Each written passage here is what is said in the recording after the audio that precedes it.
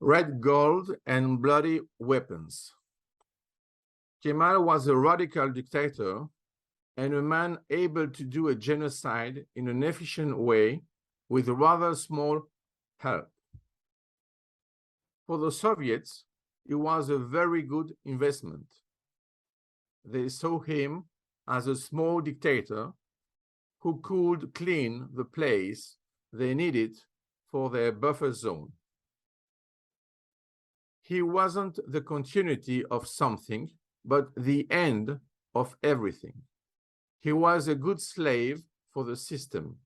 For that reason, they gave him gold rubles and bloody weapons to erase even the presence of Greeks in his country after the genocide against Armenians and Assyrians. They wanted an empty Turkey and not a stuffed one.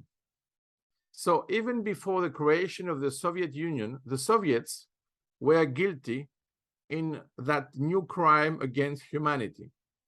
Before December 22, they wanted the end of September 22. And they managed to get this dreadful result in an indirect way. Everybody saw the Turkish barbarity, but only a few realized how deep was the Soviet implication in this genocide. It was tough, even for Henry Morgenthau. But the reality is now known, and there is no excuse. What is the point? The Soviets are very clever because they used a puppet, in fact, Kemal, to do their job without any direct implication.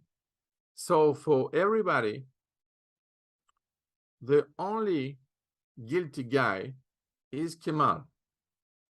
But the logistics, the advices, everything in reality was made by whom? Soviet Union, but also Germany.